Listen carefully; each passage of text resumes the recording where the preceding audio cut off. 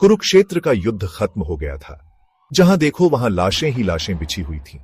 पांडव जीत गए थे, लेकिन जीत का स्वाद कड़वा था।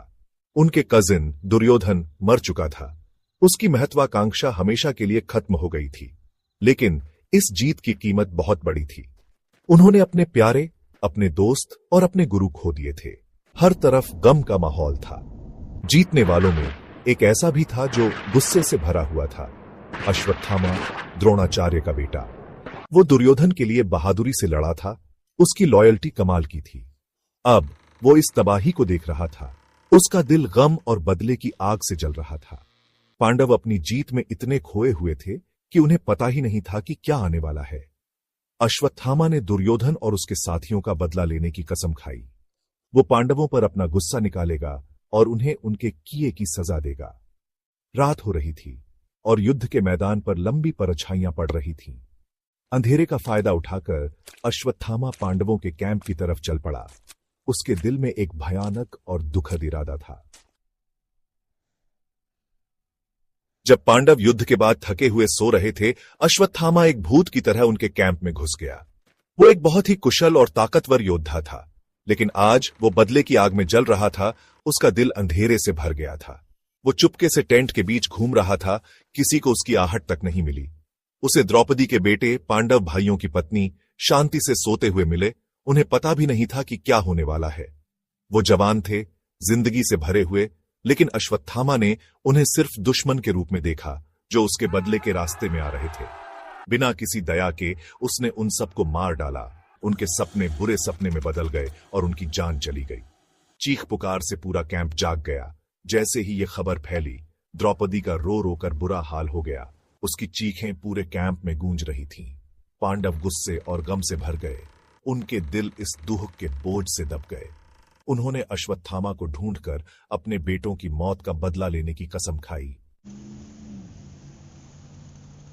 अर्जुन, पांडवों का सबसे ताकतवर योद्धा, अश्वत्थामा को सजा दिलाने की कसम खाई। गम और गुस्से से भरा हुआ वो उसका पीछा करने निकल पड़ा। उसका रथ जोर जोर से आवाज करता हुआ मैदान में दौड़ रहा था। उसने कसम खाई कि जब तक अश्वत्थामा पकड़ा नहीं जाता और उसे उसके किए की सजा नहीं मिल जाती, वो चैन से नहीं बैठेगा। पीछा करते हुए वो व्यास के आश्रम पहुंच गए, जो महाभारत लिखने वाले एक पूजनीय ऋषि थे। व्यास ने अश्वत्थामा के वहां होने की पुष्टि की और बताया कि वो ब्रह्मास्त्र चलाने वाला है, एक ऐसा अस्त्र जिसकी ताकत की कल्पना भी नहीं की जा सकती। ये सोचकर ही उनकी रूह कांप गई। अर्जुन के मन में डर और दृढ़ संकल्प दोनों थे। ब्रह्मास्त्र आखिरी हथियार था जो बहुत बड़ी तबाही ला सकता था, लेकिन वो अश्वत्थामा को यह हथियार दुनिया पर कैसे चलाने दे सकता था। अर्जुन के दिल में डर समा गया। ब्रह्मास्त्र कोई मामूली हथियार नहीं था।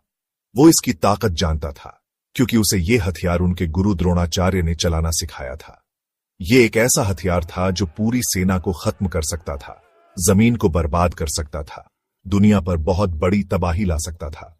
इस बीच मजबूरी और निराशा में अश्वत्थामा ने पांडवों पर ब्रह्मास्त्र चलाने का फैसला किया। उसने नफरत और गुस्से से भरे दिल से अस्त्र का आह्वान किया। जैसे ही ब्रह्मास्त्र प्रकट हुआ, पूरी धरती कांपने लगी। एक तेज रोशनी से आसमान जगमगा उठा। अर्जुन के पास कोई और रास्ता नहीं था। दुनिया को बचाने के लिए उसे भी ब्रह्मास्त्र चलाना पड़ा। भारी मन से उसने दिव्य अस्त्र का आह्वान किया। जैसे ही अस्त्र ने उसकी पुकार सुनी, हवा में बिजली कड़कने लगी।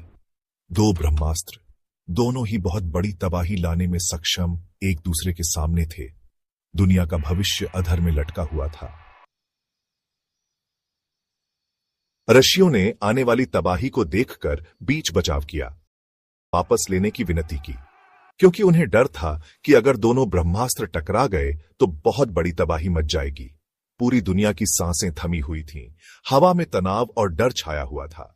ऋषियों की बात मानकर अर्जुन अपना ब्रह्मास्त्र वापस लेने में कामयाब रहा, लेकिन गुस्से और निराशा में डूबा हुआ अश्वत्थामा ऐसा नहीं कर पाया। उसने अपना ब्रह्मास्त्र उत्तरा के गर्भ की ओर मोड़ दिया, जो अर्जुन की बहू थी और पांडव वंश के अंतिम उत्तराधिकारी को अपने गर्भ में धारण किए हुए थी। कृष्ण दिव्य सारथी ने उत्तरा के बच्चे को बचाने